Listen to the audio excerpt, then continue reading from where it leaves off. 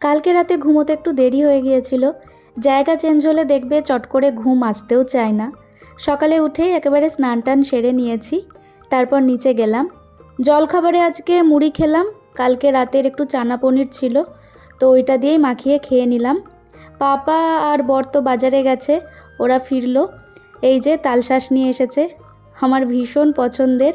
আনার সাথে সাথেই মাম্মি আমাকে কটা দিল, দারুণ নরম ছিল, ভেতরে আবার জল টল সবই ছিল। খুব ভালো লাগে তালশাঁস খেতে। তোমাদের কার কার তালশাঁস ভালো লাগে কমেন্টে জানিও। সারা বছর তো পাওয়া যাবে না, এটাই সময়, যত পারো খেয়ে নাও। এই যে এখন বর খেতে বসেছে, রাতের লুচি আর চানা। খেলার আগে ব্যাট ফেটে গেল, যা যা। আরে না গো, দিদার ভাই ভাই বল মারছে, দিয়ে ফেটে গেছে। কি অবস্থা! সব বড় পাপার জন্য হয়েছে। যত দোষ বড় পাপা ঘোষ নাকি?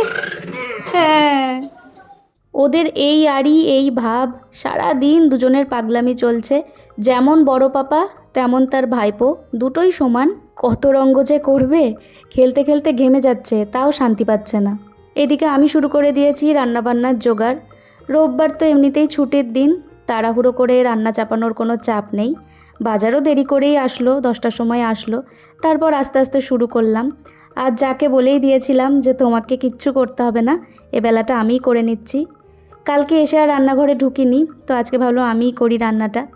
মেনুতে ছিল বাঙালি স্টাইলের ওই হালকা মিষ্টি মিষ্টি ফ্রাইড রাইস, আর তার সাথে স্যালাড, আর টমেটো খেজুর আমসত্ত্ব দিয়ে চাটনি করেছিলাম।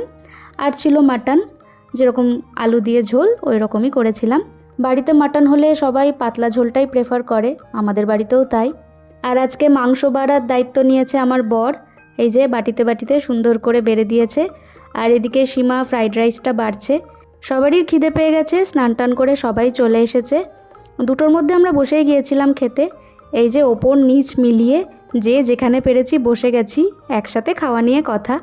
আর আমি মাটন একদম অল্প দিতে বলেছিলাম, কারণ আমি তো মাটন খুব একটা খেতে পারি না। মাম্মি পরে আবার তাও দিল।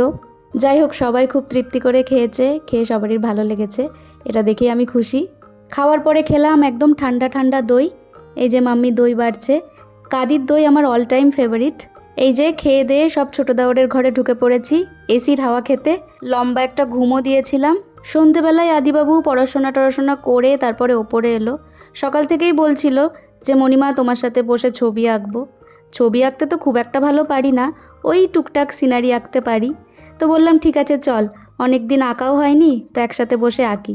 এই যে ওপরেরটা আদিবাবুর আর নিচেরটা আদিবাবুর মণিমার। কেমন হয়েছে জানিও। টাটা।